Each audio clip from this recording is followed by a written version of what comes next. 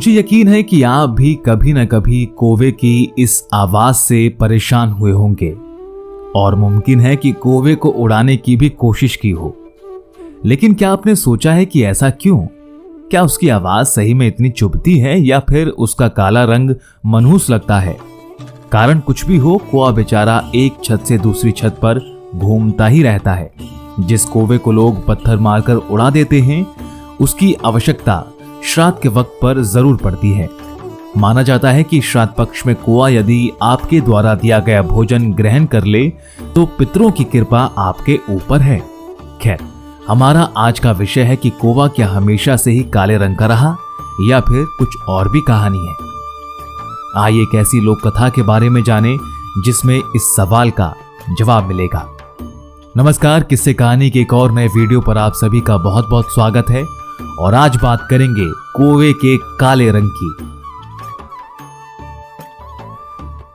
एक बार की बात है, एक ऋषि ने एक सफेद कौवे को अमृत की तलाश में भेजा, लेकिन कौवे को ये चेतावनी भी दी, तुम्हें केवल अमृत के बारे में पता करना है, उसे पीना नहीं है। अगर तुमने उसे पी लिया तो तुम इसका कुफल भोगोगे। कौवे ने ऋषि की बात सुनकर हामी तो भर दी और उसके बाद अमृत की तलाश करने के लिए सफेद कौवे ने ऋषि से विदा ली। कौवे ने अमृत को बहुत ढूंढा। 1 साल के कठोर परिश्रम के बाद कौवे को आखिर अमृत के बारे में जानकारी हुई। अमृत देखकर उसे ऋषि के वचन याद आए कि उन्होंने अमृत पीने से मना किया था, परंतु वो इसे पीने की लालसा रोक नहीं पाया और इसे पी लिया। ऋषि के उसे कठोरता से उसे नहीं पीने के लिए पाबंद किए जाने के बावजूद उसने ऐसा कर ऋषि को दिया अपना वचन तोड़ दिया। अमृत पीने के बाद उसे पछतावा हुआ कि उसने ऋषि के वचन को ना मानकर बड़ी गलती कर दी है। अंततः अपनी गलती सुधारने के लिए उसने वापस आकर ऋषि को पूरी बात बताई।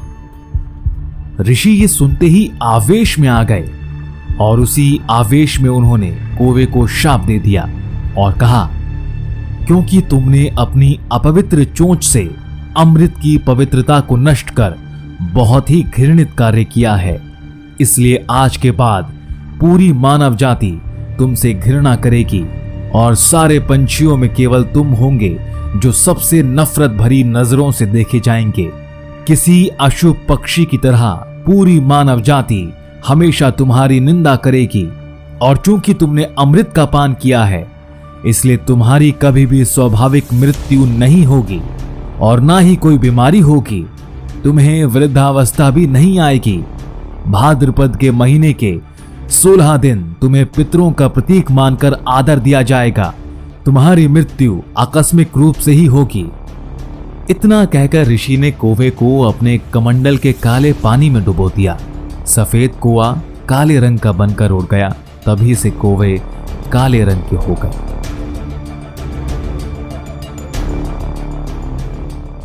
हालांकि ये काले कौवे की कहानी लोक कथाओं के रूप में आज भी बहुत प्रचलित है, लेकिन फिर भी अक्सर देखा गया है कि कई लेखों और मान्यताओं में किसी एक के किए कार्यों की सजा उसकी पूरी जाति को भुगतनी पड़ी हो, ऐसा देखा हो। लेकिन ये कहानियां सच हैं या केवल काल्पनिक लेख, इस बारे में कोई प्रमाण उपलब्ध नहीं है।